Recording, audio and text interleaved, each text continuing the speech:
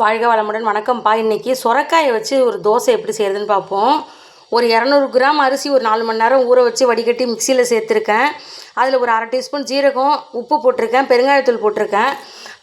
அந்த 200 கிராம் அரிசிக்கு ஒரு 1/4 கிலோ அளவு சுரைக்காய் வாங்கி உள்ள விதையெல்லாம் எடுத்தது போக மீதி என்ன கிடைக்குதோ அந்த சுரைக்காய், பச்சை மிளகாய், இஞ்சி, சீவன இஞ்சி, இவ்வளோ தாங்க. இதெல்லாம் ஒன்றா நைஸாக போட்டு அரைச்சிடணும். இந்த மாவு வந்து புளிக்காமல் தான் தோசை ஊற்றணும். அரிசி ரொம்ப நாளை ஊறுனா போதும், மாவு புளிக்க வேணாம். இதை வந்து கருவேப்பிலை சேர்த்து ஊற்ற வேண்டியதான். மாவு அரைச்சிட்டு பார்க்கலாம். மாவு ரெடி ஆகிடுச்சு பாருங்கள்.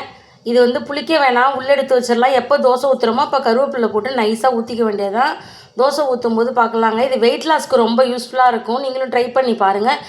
வாசனை மூக்க தொலைக்குதுங்க சும்மா. சுரைக்காய் தோசை ரெடியாக இருக்குது பாருங்கள். இது ஊற்றிட்டேன். கல்லில் இருக்குது, மாவு இருக்குது. மாவு ரொம்ப புளிக்கக்கூடாது.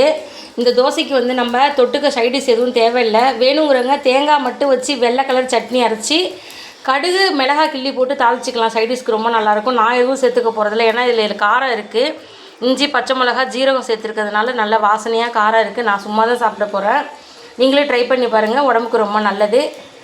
நன்றி, வணக்கம்.